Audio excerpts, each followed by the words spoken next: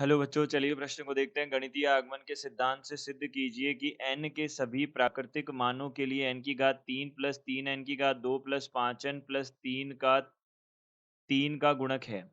तो यहाँ से हम क्या बोल सकते हैं? गणितीय आगमन सिद्धांत से हमको यह सिद्ध करना है कि यह जो पद दिया हुआ है वह 3 का गुणक है। तो सबसे पहले हमने मुख्य अवधारणा देखी। तो मुख्य अवधारणा के अनुसार हम बोल सकते हैं कि जो गणितीय आगमन विधि है वह हम एक बार परिभाषित कर देते हैं। किस प्रकार से हम सिद्ध करते हैं? गणितीय आगमन विधि, गणितीय आगमन सिद्धांत हम बोल सकते हैं। गणितीय आगमन सिद्धांत, इसके लिए हमको Pn एक कथन दिया हुआ होता है, उसके बारे में हमको इसको उसको सिद्ध करना होता है हमें कि वह सत्य है। तो देखिए, सबसे पहले इसका प्रथम पद जो होता है वह क्या बोलता है?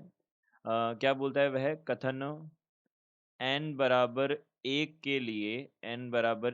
के लिए सत्य होना चाहिए, सत्य सिद्ध करना है। हम बोल सकते हैं सत्य सिद्ध करना है। इसी प्रकार से पद 2 जो है वह क्या बोलता है? कथन n बराबर k के लिए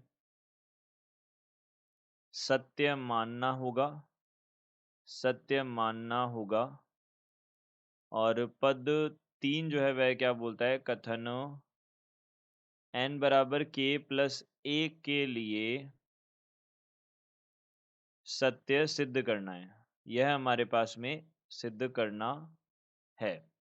यह हमारे पास में इसके 3 पद होते हैं। इन्हीं 3 पदों का हमको उपयोग करना होता है। तो सबसे पहले हम Pn परिभाषित कर देते हैं। जो कथन है वह क्या है? n की घात 3 प्लस 3n की घात 2 प्लस 5n प्लस 3 जो है वह क्या है? 3 का गुणक है। 3 का गुणक है, यह हमको सिद्ध करना है। तो सबसे पहले हमने क्या किया? देखिए, पद 1 का 1 को लिखा, तो पद 1 के अनुसार हमें क्या करना है? n बराबर 1 के लिए इसको सिद्ध करना है। तो हमने सबसे पहले इस पद में 1 रखा, तो 1 की घात 3 प्लस यहाँ से 3 गुणा 1 की घात 2 प्लस 5 गुणा 1 और प्लस यहाँ से 3 हो जाएगा। यह कितना बन जाएगा? देखिए, यहाँ पे 1 प्लस 3 प्लस 5 प्लस 3 हो जाएगा। 3 3 6 और 6 12 हो जाएगा। यह हमारे पास 12 आ जाएगा। तो देखिए, 12 क्या है? 3 का एक गुणक है। तो हम बोल सकते हैं 12 3 का एक गुणक है। तो हमने यहाँ से बोल दिया कथन n बराबर 1 के लिए सत्य है, सत्य होगा। यह हमने बोल दिया। तो देखिए, अब हमने क्या किया? कथन को n बराबर 2 के लिए सत्य सिद्ध करना है। 2 n बराबर 1 k प्लस k के लिए हमको सिद्ध मानना है, सत्य मानना है। तो यहाँ पे पद 2 जो है वह क्या हो जाएगा? पद 2 के अनुसार कथन को n बराबर k के लिए सत्य मानना है, सत्य मानना है। तो हम यहाँ से बोल सकते हैं, देखिए, यहाँ से हम बोल सकते हैं कि n बराबर 1 के k के लिए हमको इसको सिद्ध मानना है, तो k यहाँ पे रख देंगे। तो k की घात 3 प्लस 3 k की घात 2, 3 k की घात 2 plus k plus 1, k plus 3 है, माफ़ कीजिएगा, 5k प्लस 3 है, 5k प्लस 3 है। तो 5k प्लस 3 है, यह क्या होगा? 3 का गुणक होगा। यानी कि यह 3 का गुणक होगा। 3 का गुणक है, इसका मतलब 3 गुणा, हम इसको p बोल सकते हैं, 3p। तो p क्या है यहाँ पे? p क्या है हमारे पास में? एक पूर्णांक है। p एक पूर्णांक है, यह हमने बोला। तो यहाँ से हमने इसको 3 का गुणक बता दिया। तो यह 3 का गुणक है। तो अब देखिए, हम यहाँ पे पद यह है, इसको हम क्या करते हैं? इसको हम प्रथम समीकरण बोल देते हैं। अब देखिए, यहाँ से हम पद 3 में क्या करेंगे? कथन को n बराबर k प्लस 1 के लिए सत्य सिद्ध करना है, सत्य सिद्ध करना है। तो यहाँ से हमने बोला अगर इसको कथन को सिद्ध करना है, तो यहाँ से हम बोलेंगे k प्लस 1 की घात 3 प्लस 3 k प्लस 1 की घात 2 प्लस 5 गुणा k प्लस 1 और प्लस 3 जो है वह क्या होगा? 3 का गुणज होना चाहिए। तब हमें यहाँ पे हम यहाँ पे प्रूव इसको सिद्ध कर सकते हैं।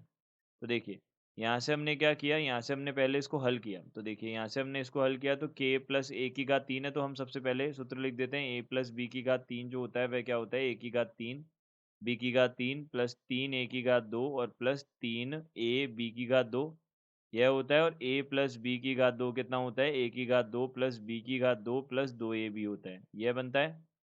तो यहाँ से देखिए अब हमने इसको हल किया तो यहाँ पे इसका मान देखा तो k प्लस एक की घात 3 है और यहाँ से प्लस 3 k प्लस एक की घात 2 है और प्लस 5 k प्लस 1 है और प्लस 3 है। इसको हल करते हैं तो यहाँ से k की घात 3 प्लस 1 प्लस 3 k की घात 2 प्लस 3 k और प्लस यहाँ से 3 और यहाँ पे k की घात 2 प्लस 3 और प्लस यहाँ से कितना हो जाएगा 3 दूनी 6 के हो जाएगा और प्लस यहाँ से 5 के और प्लस यहाँ से 5 और प्लस 3 बनेगा। तो देखिए k की घात 3 और 3 k की घात 2 और 5 के और यहाँ से ये 3 जो है इनको हम क्या कर सकते हैं, इन सबको एक साथ लिख सकते हैं।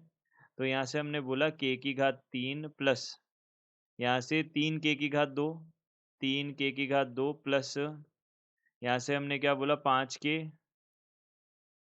और प्लस 3 यहाँ से 5 के प्लस 3 यह हमने पद एक तरफ ले लिया और दूसरी तरफ हमने देखा यहाँ से 3 के और 6 के। यहाँ पे 6 और 3 कितना हो जाएगा 9 हो जाएगा और यहाँ पे 3 के की घात 2 भी तो है।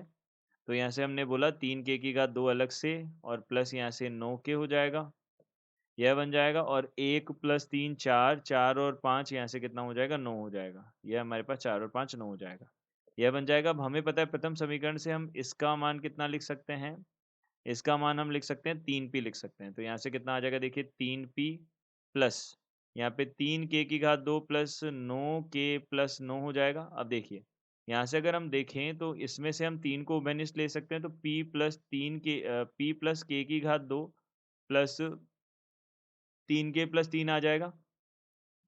तो इसको हमने बोला 3 और q बन जाएगा, हमने q मान लिया इसको तो माना, ये हमने क्या कर लिया मान लिया और हमने बोल दिया q बराबर कितना हो जाएगा, यहाँ से पूरा पद हो जाएगा और q हमारे पास एक क्या है पूर्णांक है, क्योंकि बाकी सारे पूर्णांक ही थे तो ये भी पूर्णांक ही होगा।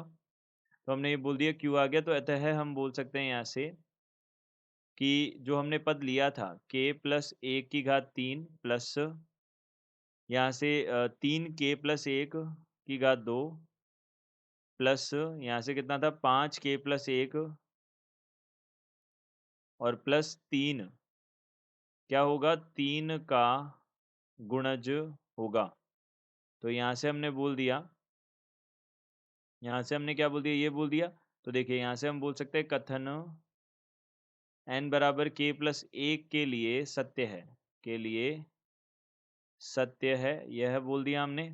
तो यहाँ से हम बोल सकते हैं अतः गणितीय आगमन सिद्धांत से, अतः गणितीय आगमन आगमन सिद्धांत से कथन n संबंधित है प्राकृत संख्याओं के लिए सत्य होगा। यही हमको सिद्ध करना था। तो यहाँ से हम लिख सकते हैं कि हमने यह सिद्ध कर दिया, इति सिद्धम। तो हम बोल सकते हैं दिए गए प्रश्न का उत्तर यह है। आशा करते हैं आपको समझ आया होगा। धन्यवाद।